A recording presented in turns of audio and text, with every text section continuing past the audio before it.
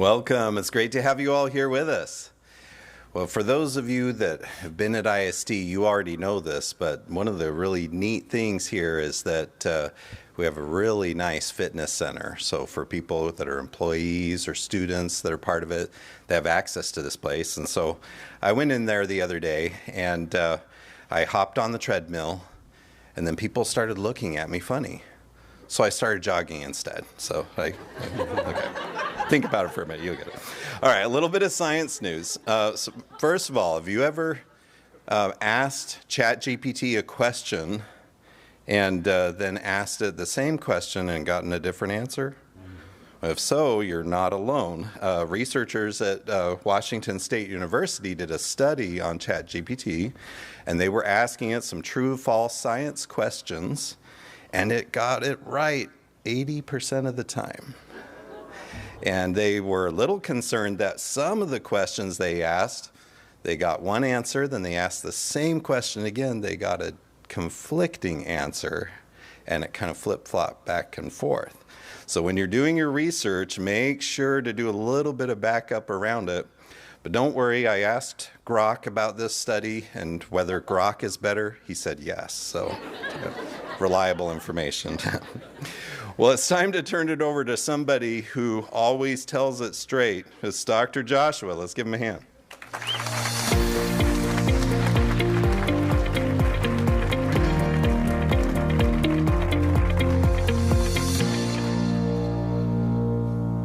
Today, I'm excited to announce that we have a brand new Acellus course that's going live this week.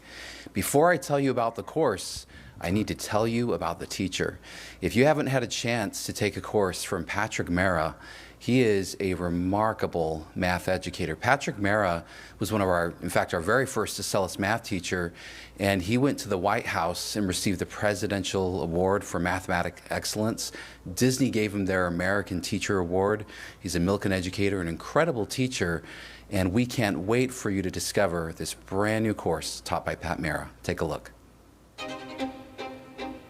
Hi, my name is Patrick Mara. I've been doing math for a long time, and I gotta tell you, I love it. My favorite part of math to work with is calculus. Now, calculus comes in two branches, integral calculus and differential calculus. And differential calculus is the study of change. Somebody once said that the only constant in life is change. Everything is always changing. The weather is changing. When you walk down the street, your position is changing. When an airplane takes off, its altitude is changing. The number of hours of daylight throughout the year. If you take a prescription medicine, the amount of that drug in your bloodstream is always changing. So differential calculus is the language of change. Integral calculus deals with mainly areas and volumes.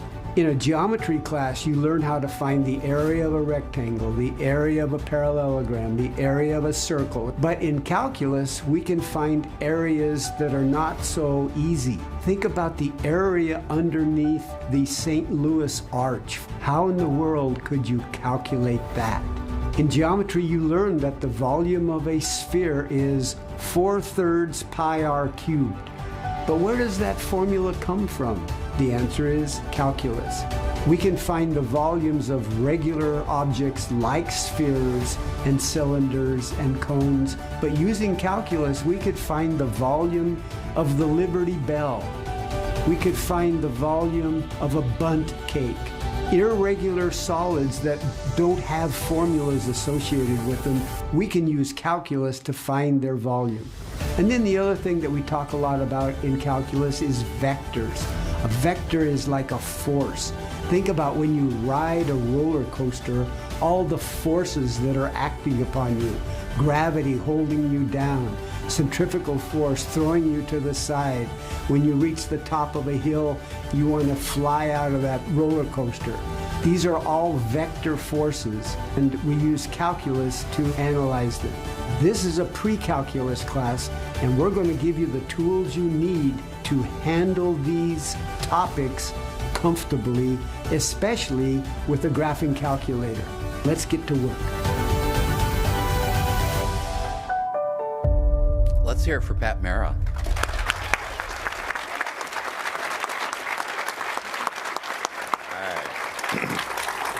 All right, now I'm pleased to introduce the host of Science Live, Dr. Roger Billings, along with co-host Pajet Monet.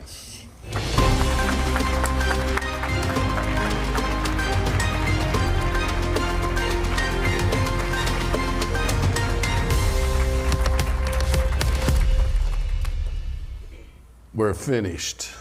We're finished? Mm-hmm. With what? We're finished turning people away that want to come to Science Live. Just like that? Because we got enough chairs. Look at that, I can see that. I don't know. Is there any way we can get a shot of the house and show them what we got here? Looks like there's no... Let's see if we've got room for anybody else. Oh, yeah, look at this. that.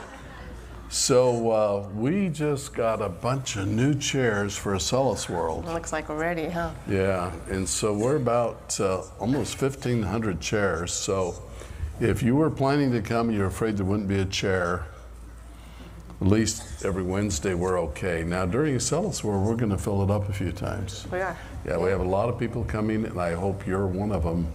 But remember, the best and the most exciting parts of Acellus World are going to be broadcast live. So if you can't be here, be here. If you can't be here, be here? Over the I like internet. that. Yeah. Oh, okay. That's I my like wisdom. If If you like can't that. be here, then be here. Yeah, I like over that. the internet, live. Okay, good. Well, I have some big news today. Dr. John is not going to be with us next week. You Just can't both pause go, like that. boo-hoo. Yeah. Okay. It's like you can't just Yeah, stop. well, you see, what's happening next week in San Francisco is going to be the RSA Security Conference. And John is the new president of the Gold Key Alliance. This is a new standards organization that'll be exhibiting there. And so this is our last chance to hear from him before he leaves. If we really are intent and pay attention, then maybe he'll broadcast live from there next week. That'd be fun. Wouldn't that be fun? Yeah, that'd be fun. Yeah, we'll see what's happening. So I'd like to now hear from Dr. John.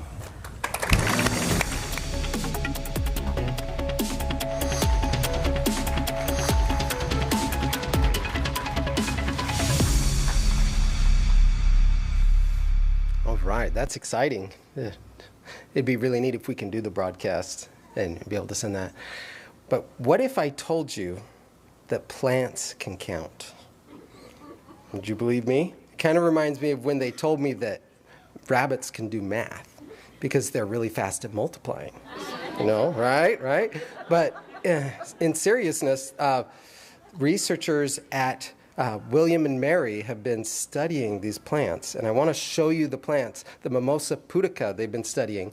Another name for these plants is the touch-me-not plant, or the tickle-me plant, and look what happens when you touch them. They actually close up almost immediately. And there's been a lot of research into how this works, and it looks almost like it's smart. See that? You just bump it and they go, poof, they're gone. And they think that this behavior is to protect the plant. You know, one theory is that when an herbivore comes and starts munching on the plant, or an insect, then the plant can close up and the insects leave it alone. You know, like here's a video where the predator's coming, right? It's a hammer. Not that dangerous of a predator, but see, as soon as something touches it, it closes up to protect itself. Well, researchers have studied and studied this, and it's pretty clear what's going on. And there are little areas that they call the pulvini that actually cause this actuation. And there are little cells. You know, did you know that plants have cells too? They call them cells. And the cells actually change shape when this triggers, and that's what causes the motion. They use an osmotic process to pull the water out of the cell, and that causes the shape change. This diagram kind of shows it. It's a little hard to show, but you can see how the cells change shape in different places, and that's what causes the leaves to fold up. So we understand the principles of this movement, but it's still just a plant, right? And I want to tell you about their research because it kind of makes you wonder what's really going on. Plants can count. What they did is they took some of these plants and they put them in a tent with no outside light and a light with a timer. And then they had a 3-day cycle. So the first day was normal. The light would come on at the right time and then it would turn off at the right time. And the next day was normal. The light would turn on, then it would turn off at the right time. But then the third day, the light wouldn't turn on at all. So it would just have a whole dark day. It's kind of sad, isn't it? But the plant is really interesting because before the light comes up on a normal day, it starts moving and getting ready, opening back up. And then at night, it closes up. And when they changed the cycle, it confused it. For the first 5 times, it was kind of like moving almost randomly, trying different things. But then after that, something really unique happened. It started to act like it knew the light was coming. So on the day when the light was going to turn on, it would start moving, even though it was still dark, getting ready. And then the light would turn on and be ready. And then on the day when it was just going to be dark, it wouldn't move at all. And so plants don't have neurons and they don't have a central nervous system like we do. But somehow these plants were able to learn something that seems like would require them to be able to count, at least to 2. You got to start somewhere. But then they started tweaking things because they wanted to understand more about it.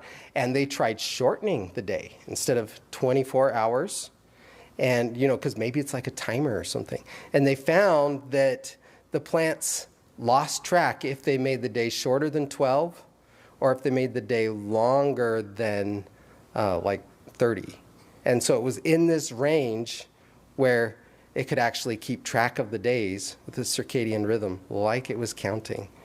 And so the big question, of course, is what in the world is going on? And that's the problem we don't know yet. But this is an area that deserves more research because if we could understand it, it might open up new technologies in the way that plants work. We know a little bit about how our nervous systems work and we know about neurons and things, but what is going on here? And one of the researchers studying this was saying that he wonders if there's actually some learning going on at the cell level, which would be a really new thing. And the part that's interesting is it wouldn't just apply to plants. It might apply to animals too. And that's something, we don't know if he's right, but that's a really interesting area of study because it could affect our own health. And also, it might kind of blur the line between animals and plants because if they're learning this way, then where's the line when it suddenly becomes an animal and a plant? So it has a lot of interesting thoughts. But then on the technology level, if we could understand this, we might be able to make new kinds of sensors and maybe even plant computing. I'm not even sure what we would use that for, but that's what they said about radio waves when they were discovered. So here's one more video of this touch me not plant. And you can see how it slowly moves in response to that. And you can see why some people think, oh, that looks a little smarter than a normal plant, doesn't it? And, for sure it's not smart in the same way that you and I are, but maybe it is smart in the way that counts. And that's all the tech we have the time for. Thank you.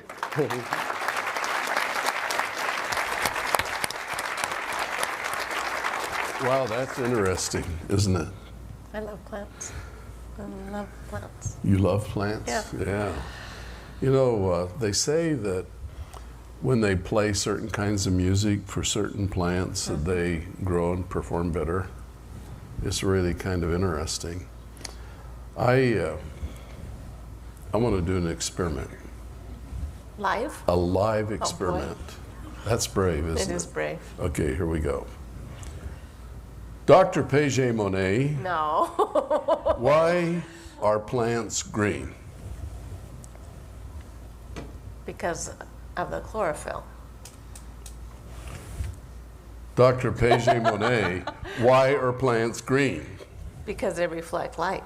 See, you ask the same question twice, and you get a different answer. And so my theory, even maybe my hypothesis, is maybe AI is female. Oh my goodness. You know what? We're very brilliant. Oh, yeah. And we steer the world where we want it to go. It really is kind of fun. You know, if you ask a question and they answer you, and you look at them like, and then ask it again, they change almost every time. Maybe AI is smarter than we thought. Say right now. Well, in that case, I think it's time to turn the time over to Tobias for great moments in science history. Okay.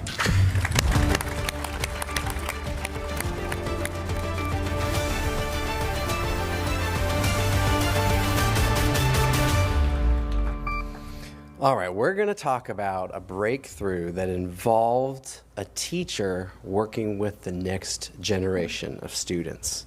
And when you're working with the next generation, it can be tough sometimes. You can't give up. Like the other day, I was talking to my 4-year-old daughter, and I was like, oh, looks like somebody put their shoes on the wrong feet. And she was like, Dad, these are the only feet I have. Okay. But no, he wasn't teaching 4-year-olds. He was teaching in Italy at a special institute. And we're talking about this gentleman here, and his name was Massimo Bandi. And I do have to stop, though. Backstage, I was practicing pronouncing this Italian name, and Pajet heard me, and she was like, you're not saying it with the Italian accent. So, just a minute. And his name was Massimo Bandi. Okay, I got to get the hand in there. Massimo Bandi is Italiano, okay? Thank you. Okay, yeah. So anyway, he was from Italy, and he was... Tobias. Uh-oh. I can feel your pain. Yeah, right? Okay. Oh, come on, guys. As you were. Too bad he wasn't from Austria. We could have all the boys from Austria. Okay. Well, he was in Italy, and he was going to teach at this institute. So this was the Interaction Design Institute of Iveru. And it was a school where these students got to do some really fun, cool stuff with electronics. And this is like 2004 that we're talking about. And they would design electronics that would be functionality, like hopefully easy functionality, and being able to have something that was easy to use. And the way that he described it was, he would tell his students, if you go to an airport and you try to get a ticket, then at some airports, you do it in 4 steps. And at other airports, you need a whole manual of how to run it because of how complicated the electronics were. And so he really stressed to his students, you need to make it simple so that anybody can do it. And so they were designing different electronic systems. And one of the things that got really frustrating for him was that he wanted his students, these ideas that they were designing, he wanted them to get to build prototypes. The problem was that building the prototypes was expensive, and you had to have the electronics, and not only expensive, but you had to know a lot about the certain coding platforms that were required for all of the setup, okay, behind the scenes. So he started looking at, there's got to be an easier way. So for example, one of the boards, the computer boards that they wanted to use for some of their prototypes, just the board was $100 per board. And that was a lot for their students, for every single prototype piece that they wanted to do. And he started talking to some friends at the school and some other engineers. And as they were talking about the challenge he had with his class and building these things, he wished there was a more affordable and easy to use system. He had the idea of, what if we made something and we made it cheap, and so it was affordable and really easy to use. But then, once you had it, this board, then you could build off of it. You could have a lot of extensions and be able to start with this same board and take it in many different paths of design. And you could, design a robot, and it could control the robot. So him and a couple others started to look at, some different ways they could do it. Here's the dream team right here. Oh, yeah. And this team at this school And one of them was an American, one was from Spain. We had a couple Italians. They started working on this idea. Now, one of the things that he had already seen at their school that a student working on their master's had made was a program, a platform called wiring. And it was a way to be able to code electronics in a much more simple way. And you didn't have to learn a lot of the advanced coding, and you could do it you could learn it a lot more quickly. And he loved that. So he told the team, how about we use this wiring program as our kind of foundation that we're going to build this on. So what do they need? Of course, they need a microcontroller. Remember those? And basically, this would be the brains of this entire board system. So they looked for a microcontroller that was a lot less expensive, and this was the one that they ended up going with. And with this microcontroller, they started to actually hand solder together some test boards, and they put on a USB port so you could plug it in, charge it easily, and they had different connection points. Remember, with a microcontroller, you can have inputs and outputs, and basically it's a brain for whatever the electronic is that you want to control, okay? So they start putting it together, and finally they get the board finished, and the board would become known as the Arduino board. And when they were working on it, they had some deadlines. They had to have it finished by, like a product to show and present. They hadn't named it yet. They had a lot of long, like, official names that were too long. So they're like, oh, we need a name right now. And so what he ended up doing was he remembered, oh, yeah, there's that bar that we go meet at all the time, the Bar dire Arduino.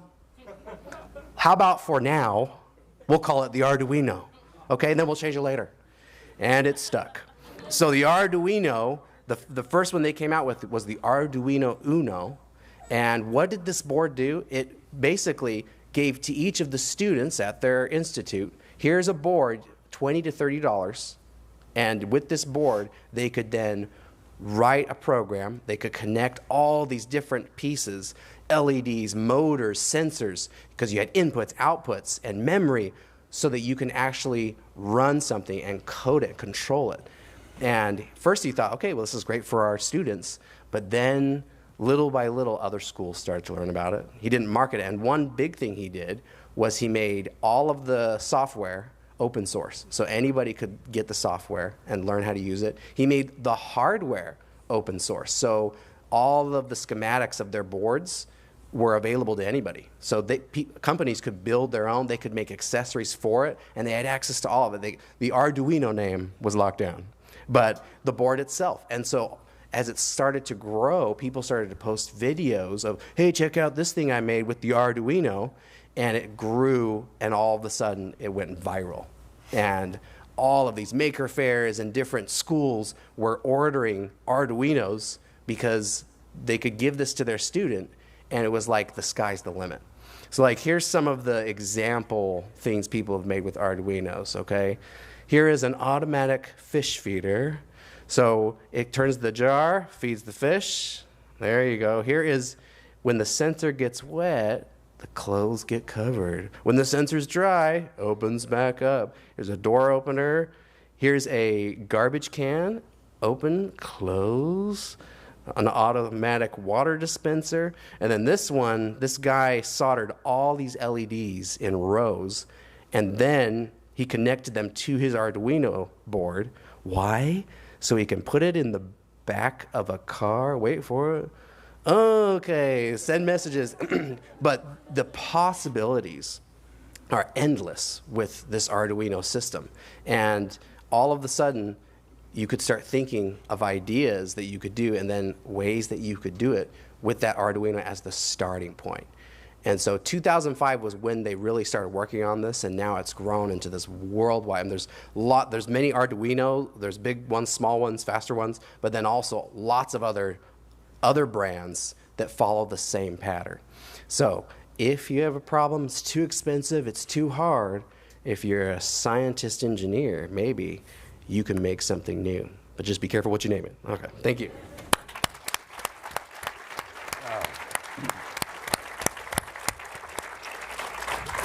You know, we've been talking about a microcontroller, like an Arduino, and quite a few students have written in that they would really like to see something like that in the gold store. They would. And so I would like to ask this question. If you think that that would be a product that would be a good thing to have in the gold store, our very, very own microcontroller project board, please send us a message saying that. If we have enough interest, we will create it. They want to know Okay. how much it's going to be, because we already have interest. just in case you wanted to know. She's psychic too. Did you know that? I haven't I had am, time to actually. answer. Oh, anyway. Well, that was good. a question that came in. It came in. It's good. Well, I'd like to know. And furthermore, see if you can psychic this one. Okay. Furthermore, I don't want to name our board after a bar. So we need a name for it. What would we call our board? R51 says our board. Our board, yeah. So if you have an idea for a name. So I have here with me a microcontroller. Can you see it here? Yep, here it is. It's got that chip on it, and it's got a USB connector and a power and all of these pins. I want ours to be the microcontroller board to win all boards. I think we can make one that's better than this. I think we can make one that is more versatile, more flexible, more fun, more interesting. I'm thinking we make it bigger so that we can put a lot of traces that show you what it is and what the wires are, so it'll be a little easier to learn. And then what can you do with it? And now we're getting into inventioneering training. Inventioneers, they're the people that figure out how to solve problems in the world using technology. And Arduinos are wonderful technology. It's like having a little brain there. For example, I've been sitting here while you've been watching, and I have invented something we could do with an Arduino. Yes? What? I was inspired by Dr. John. With Okay. an Arduino, we could make a sensor that would sense if you touch it, and then we could drive a little actuator to close every leaf on that plant. That would We could make a fake plant. something Think that about it. planner- That's what Yeah, you we can do with could. an Arduino. You can, and we'd even make it count one at a time, just like that, which is neat. We could.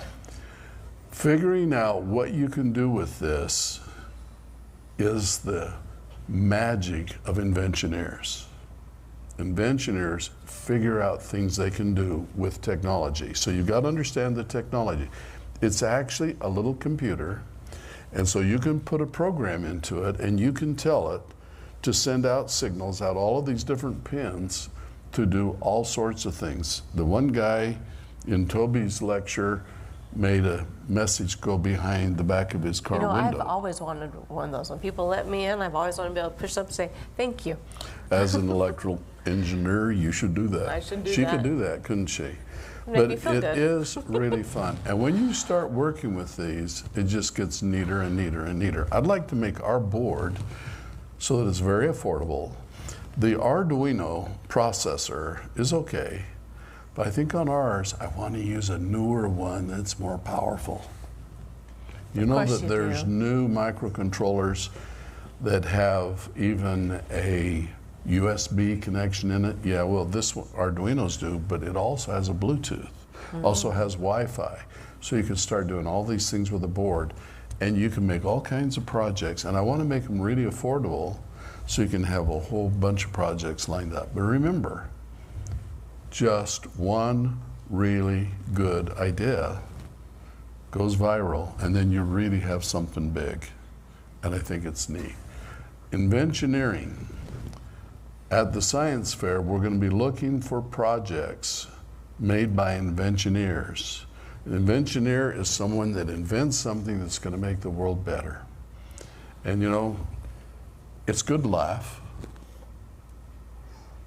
Yeah? You wanted me to laugh? Wait for it, it's coming. It's that good to slow laugh. So if you can make an invention that makes people laugh, it makes the world better. There are It's true. so many different versions of better, and they're all up to you, and you can do them. You could call it the better board, or the Billings board is what some of the The students want. better butter board. Keep working on that. It might come through. A lot of students are saying an emphatic yes on I'm that. making it. Yes. And what name are they giving us so far? Oh, I just told Okay. you. The Billings board. The Billings board? Monthly billings? Okay, that's good. Now, I want to get back for a minute. Last week, we had a wonderful, very dramatic expose from the Inventioneers. It was. And from the Proteges. Yeah. And I guess the Protege, anyway, but did you learn very much science?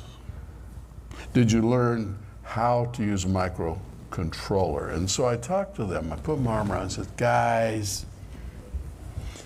okay, I didn't put my arm around, but I said, guys and girl, we need to show a project where the microcontroller is actually controlling something to perform a function so that all of our students understand how that works. What kind of thing could you show the students that would show them how to use an Arduino to do a real project? And they said, well, like what? What do you mean? And I said, hey guys, Inventioneering, come up with something. I am not going to accept last week. I'm going to insist that you do it this week. Only this week, I want you to make something where the Arduino does something more than blink lights.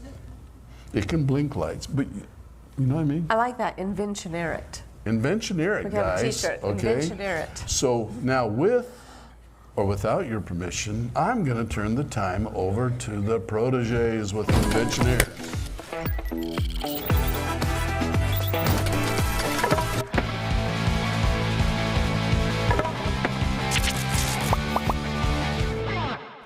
Hi guys, welcome back to another episode of the Inventioneering Club.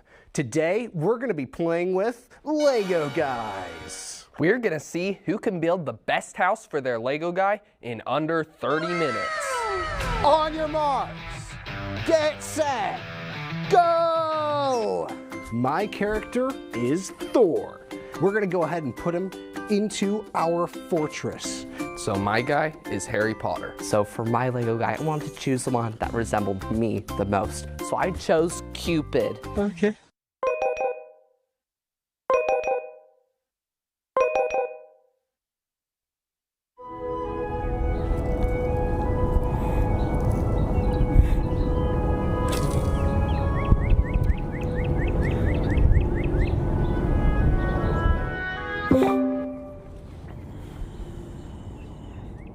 Educational level critical. Bro, look at this. Help me, where's my bacon? Do not worry, bacon is coming.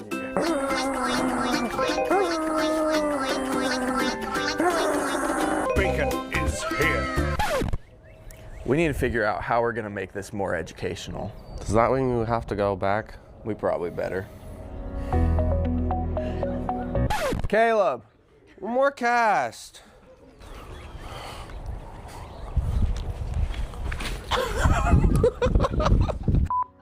Well, how are we gonna make this educational? Well, first thing, those towers are not educational. I think we need to take them out. I'll take them out, Garth Brooks style. Whoa, whoa, whoa. That is not safe. Clearly, we need a precise, powerful instrument, like a 70-pound bow with a 2-inch broadhead. Whoa.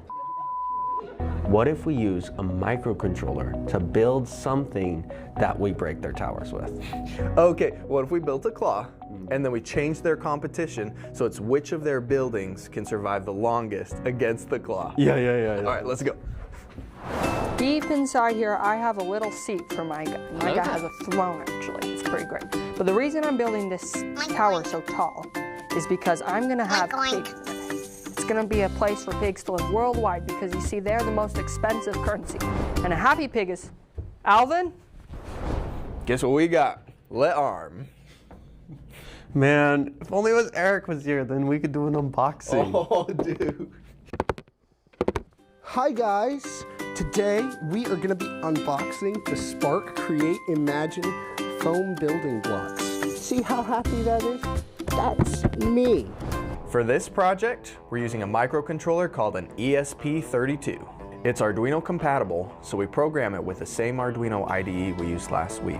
Let's compare this with Arduino Uno we saw earlier in the project that turns lights on and off in order. This is the microcontroller on the Uno. Its speed is 16 megahertz. The microcontroller on the ESP32 is under this shield. It's way smaller than the Uno chip, but it runs 15 times faster at 240 megahertz. Now this little board the microcontroller is on has a few extra parts. This is USB-C port, so you can connect it to your computer and program it. And this chip gives the board USB support. This is an antenna for Bluetooth and Wi-Fi, and there are a couple other buttons and lights. But most importantly, this board has pins connecting to each of those tiny pins from the microcontroller, which makes them a ton easier to connect to. So basically, the ESP32 is a faster, more powerful version of the Arduino Uno. It has more pins, more memory, and built-in Bluetooth and Wi-Fi. 5 minutes remaining. This is my Lego guy, and I'm building a pig farm. Let's meet some of these pigs. This one is crispy bacon. This one's pinky bacon. This one's bacon. And this one is really special. He's from Canada. He's Canadian bacon. Our ESP2 connects to this other board.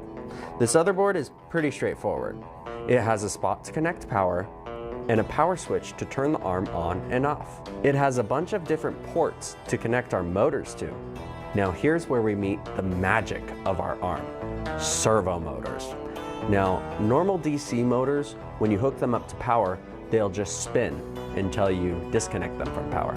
With servo motors, we can set the motor to a specific position. Now, the servo motors we're going to be using today can only turn 180 degrees, but we can control them very accurately, which make them perfect for what we're going to be doing today, building a robotic claw. Our microcontroller sends pulses of electricity to the motor every 20 milliseconds, or 50 times per second. If we send a short pulse of electricity, the servo motor rotates as far as it can to the right. If we send a long pulse of electricity, it rotates as far as it can to the left. If we send a pulse somewhere between those two, we can control the exact position of the servo. To see this in action, let's look at what happens when we hook this up to an oscilloscope. Our Arduino is sending these pulses of electricity every 20 milliseconds. The width of the pulse determines the position of the servo motor. If we send a long pulse, it rotates to the left. If we send a short pulse, it rotates to the right. We can move to any position between these by adjusting the width of the pulse. And if the pulse remains the same, the servo holds its position. So now let's look at how we're actually going to hook up our motors to our board. So we have these 3 pins here, and let's actually hook up one of our motors to our board. The black wire is our ground, the red wire is our power, and this white wire is that signal that we talked about. Now that we've looked at our parts, let's get building.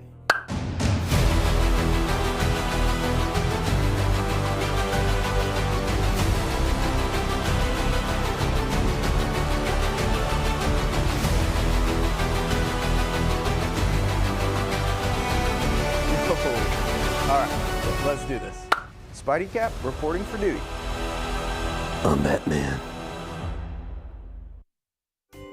10, 9, 8, 7, 6, 5, 4, 3, 2, 1.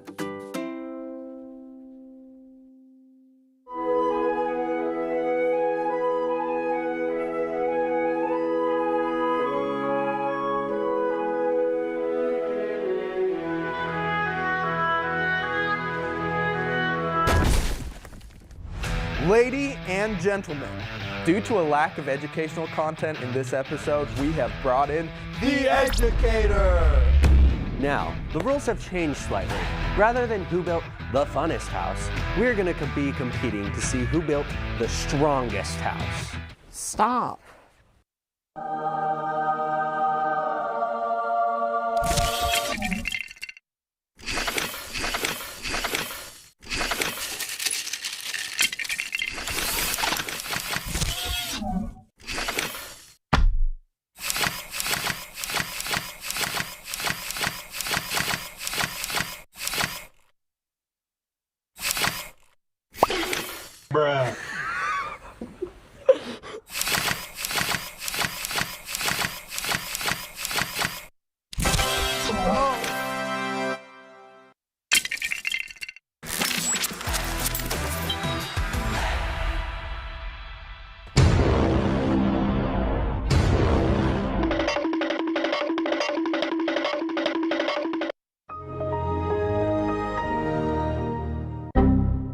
No, no, no, no, no. Wait, wait, wait, wait.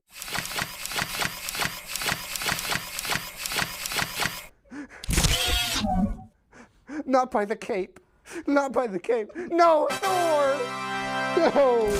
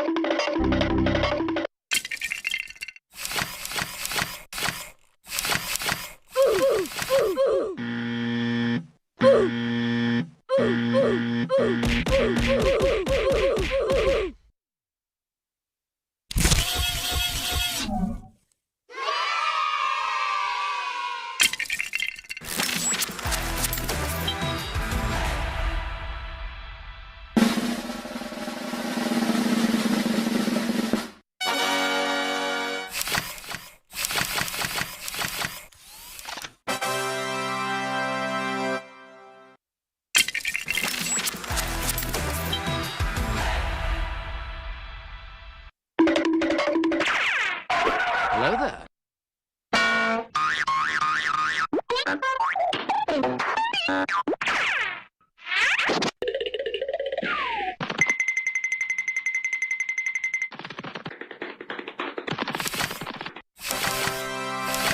Hello there.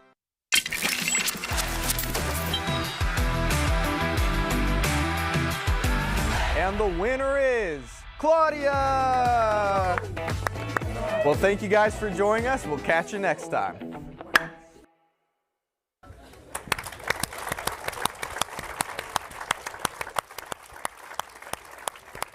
Hooray, Claudia! With the Canadian bacon. I know. Yes, yes, yes. So I don't know. They showed how to use an Arduino to make a project. They did. Yeah, I was hoping for claw. something inspirational. Well, Anyway, it was fun. it was fun. It was What do you fun. have there? I have a 555. Remember, we talked about this before, and a 555 is a small micro integrated circuit. And this one is a very interesting soldering project that Mr. Mark took on to learn how to solder. But look at all of these transistors in here, about 29 of them to be exact, that are used to make this circuit work. So all of those are inside this little teeny tiny part. This is a circuit board showing how it would be if you did it all with transistors. Okay. But the 555 has a very interesting circuit. Remember, we talked about it before. 3 resistors, voltage drop across, so that it generates pulses. Pulses. And you can change how fast it pulses by changing a capacitor or a resistor. So it's a neat little circuit. This device, plus jillions of others, go into one microcontroller. So you can get a pulser like that. Do you notice on the the educational portion of that presentation that the width of a pulse would determine the position of the arm or of the motor microcontrollers, the arms that were moving the arm. And somebody would probably wonder, well, how do you change the width of the pulse? Well, it turns out with the Arduino, it's programmable. And it runs a language that's really easy to learn called BASIC. And so what you do is you say, turn on the pulse for 50 milliseconds. A millisecond is 1,000th of a second. So if you turn on for 50 milliseconds, that'd be a narrow pulse.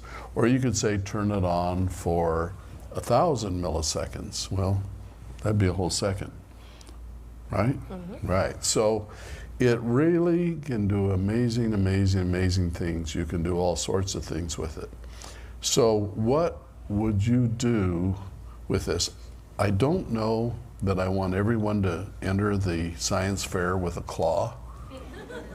Some students are wondering if you can make something dance.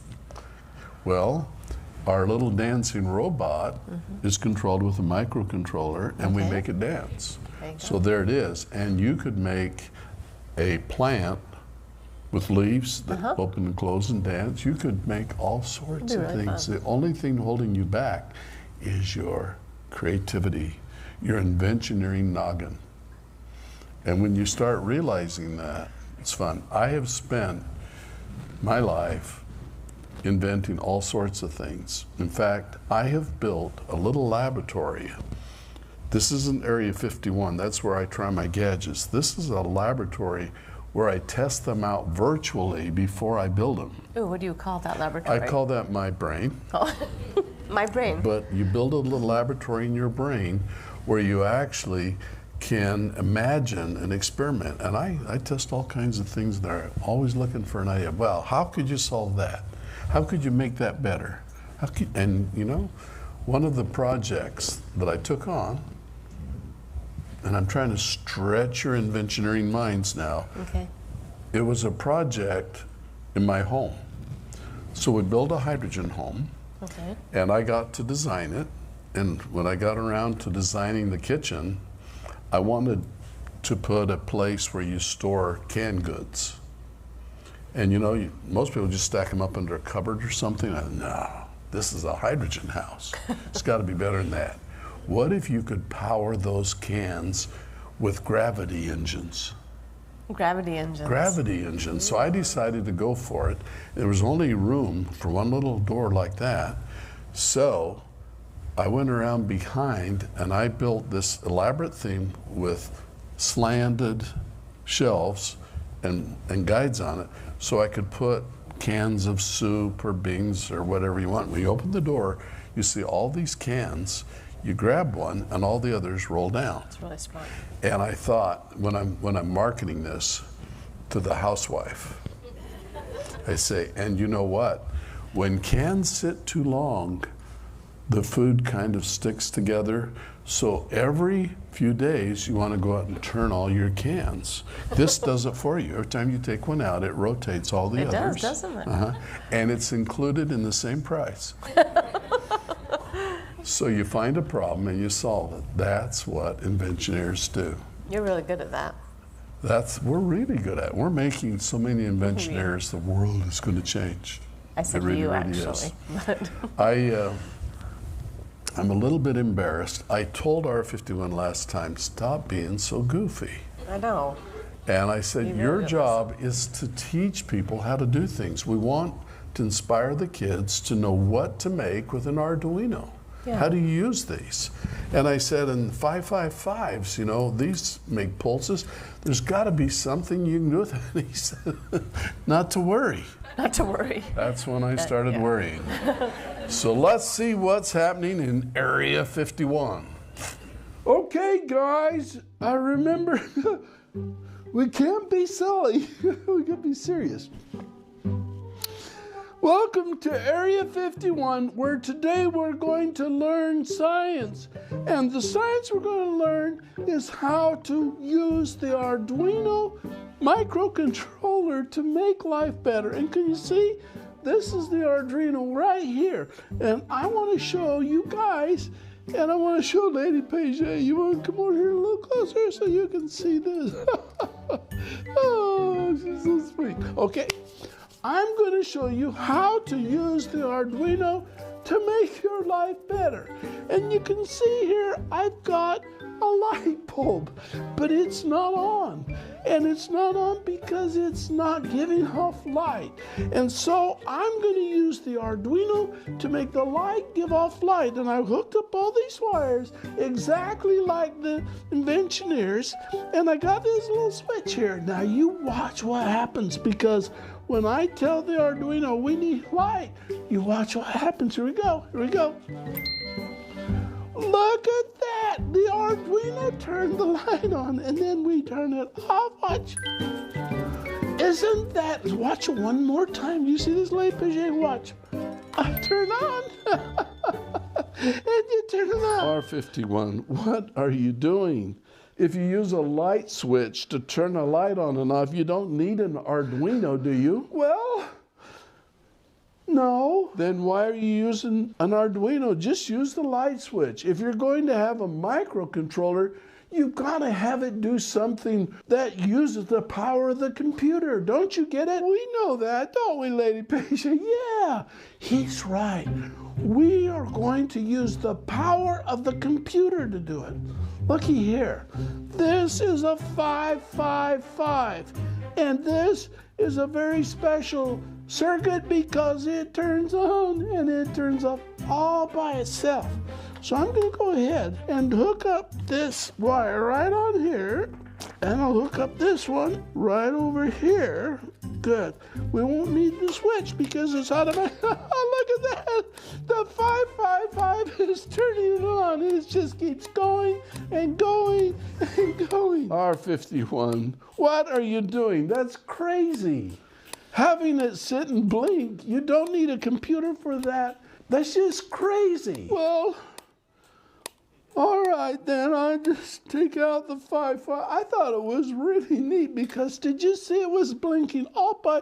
It was like it was artificial intelligence. It knew when to come on, it knew when to go off, and that was just really neat. But what are we going to do to make the computer actually make the world better? I know. Do you know what this is? This is a coil. It's got all these wires here, and when you come close to the coil, it says, oh, R51's close. I'll bet he needs light. So I'm going to go ahead and hook this up. Now you watch what happens. I'm going to walk away from here. Watch this. I'm going to move away. And so now, what happens when I get close? Watch this. Dun, dun, dun, the sensor's sensing me. And it turns the light on. And watch what happens when I walk away. Oh, R51, you've made an automatic light. You come into the room, it's dark, and the light comes on. And then you walk away, and the light goes off. It's just magic. Can you believe that? I feel like Edison 51 because I invented the light bulb. Okay. Okay. Now we know how to invent a light bulb, huh? But you know, he does have a point. The Arduino can turn a light on every time you flip a switch and turn it off every time you turn it off. But why have the Arduino just hook the switch up to the light? Yeah. So then you can have the Arduino just blink it. You could have a whole big Arduino microcontroller, just blink it, and you can set how fast it blinks. But you can do that with just a simple 555. But then when you got to the idea of when you walk in a room, a light comes on, now that's getting more interesting. And you can make an Arduino sense when you walk in the room and turn on the light. And you know, you could make a studyizer.